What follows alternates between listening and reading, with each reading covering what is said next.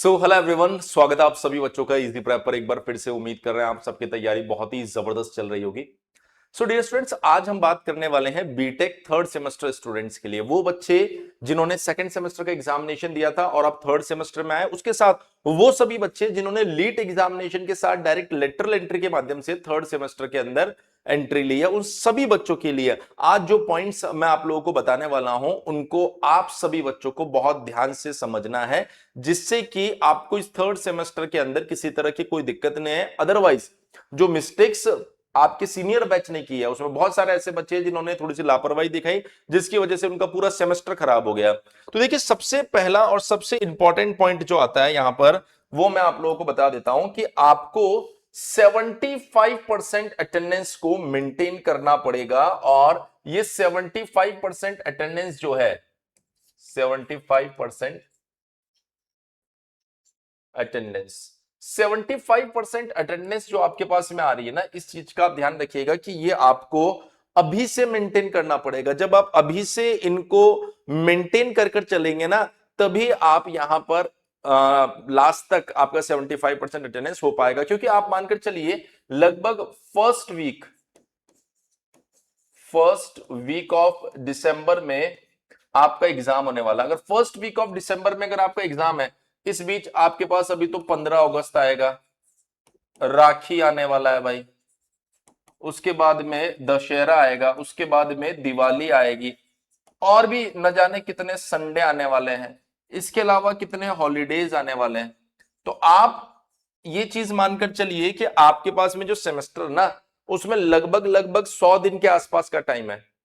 और अगर इसमें आपने कोई लापरवाही रखी कि चलो 10 दिन बाद ही कॉलेज जाऊंगा, तो आप सोचो कि वो 100 दिन में 10 दिन जाने का मतलब हो गया कि आपका अटेंडेंस 90% में से काउंट होने वाला। अब 10% तो आप वैसे ही शॉर्ट हो चुके हो, 10% तो वैसे ही शॉर्ट हो चुके हो। इसलिए हम हर बच्चे को बोलते हैं कि बिगिनिंग में आप लापरवाही ना करें, कॉलेज अलॉट होते ही कॉलेज पहुंच जाओ भाई।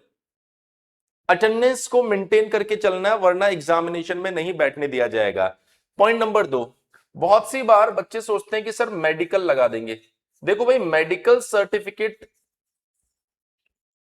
सर्टिफिकेट जो आप लगाते हो ना, कि सर अटेंडेंस शॉर्ट हो गई तो मेडिकल लगा देंगे, तो उसकी अपनी एक लिमिट होती है। मैक्सिमम 10% कंपनसेशन वहां से आपको मिल सकता है। ये मैक्सिमम बोल रहा हूं, मैं नहीं बोल रहा हूं कि हमेशा 10% मिलेगा। जो वर्स्ट सिनेरियो आ जाता है, तो वहां पर 10% वो मैक्सिमम कंसिडरेशन लेते हैं मेडिकल सर्टिफिकेट का, इससे ज्यादा नहीं लेंगे। तो ध्यान रखना, इस तरह की कोई चीज दिमाग में मत लाना, लास्ट में मेडिकल लगा दूंगा, ऐसा कर दूंगा, वैसा कर दूंगा, नहीं होने वाला। पॉइंट नंबर 3, जो ईयर बैग है वो पूरी तरीके से खत्म हो चुका है।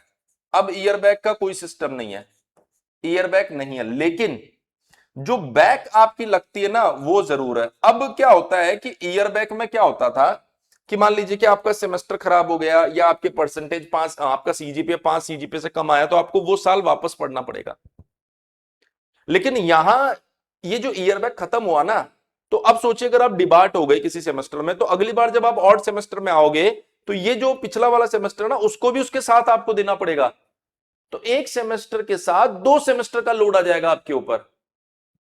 जो अभी आपको थोड़ा सा रिलैक्सिंग लगेगा कि यार ठीक है यार, उस समय दे देंगे, लेकिन उस समय जब बर्डन आएगा, तब आपको ऐसा लगेगा कि यार ये तो 1 साल का काम मुझे 4 महीने में करना पड़ रहा है।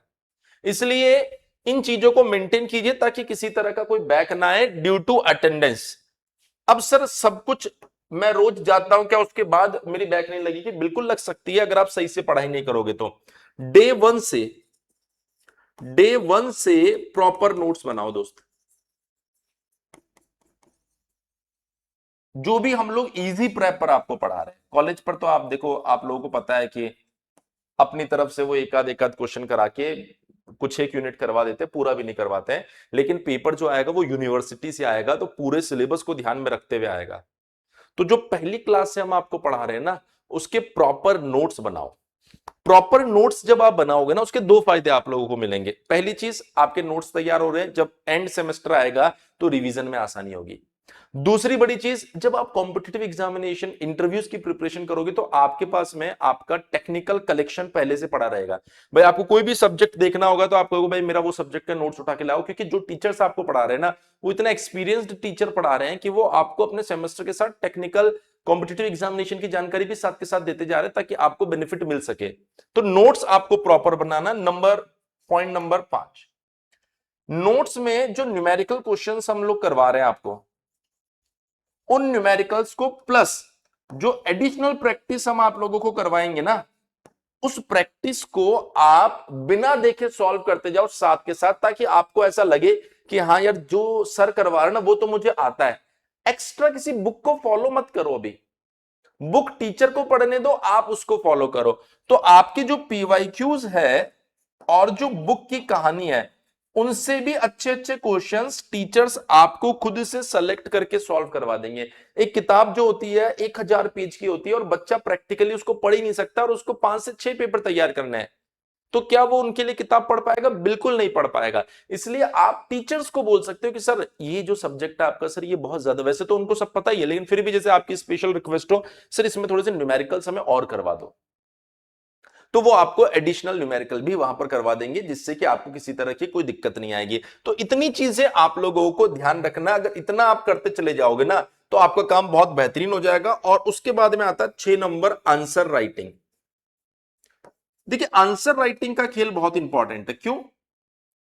वो बच्चे जो सेकंड सेमेस्टर में पढ़ के थर्ड सेमेस्टर में आए हैं उनको तो पता चल गया होगा कि हमें आंसर राइटिंग सीखनी है, लेकिन जो पॉलिटेक्निक से लेटरल एंट्री के माध्यम से आए उनके लिए शायद ये पहली बार है।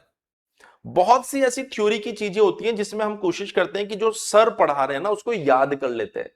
उसे याद मत करो, उसे समझो।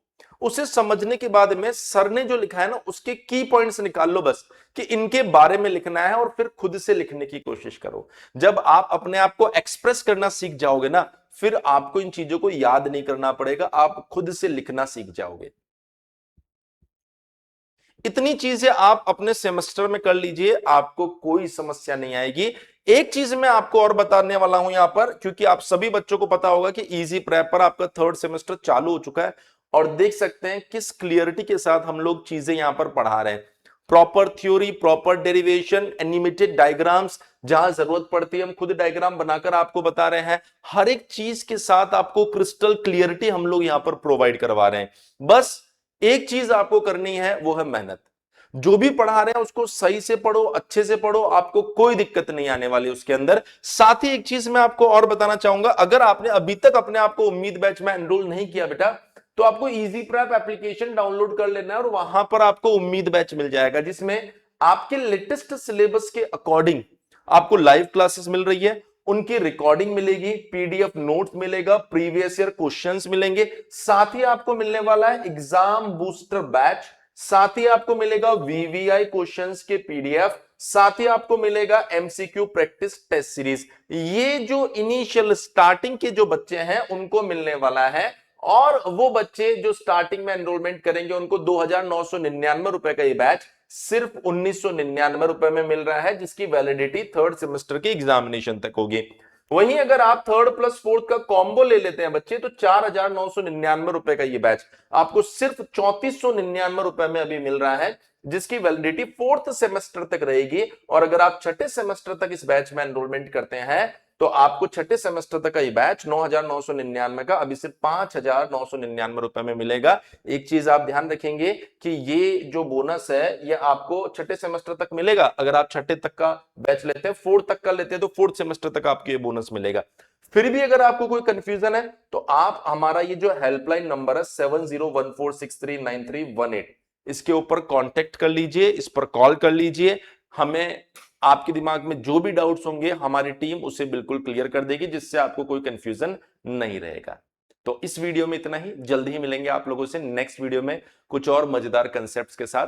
तब तक के लिए थैंक यू सो मच। बने रहिए इजी प्रेप के साथ, जहां पर आपके सेमेस्टर की सबसे प्रीमियम और सबसे बेस्ट प्रिपरेशन होती है।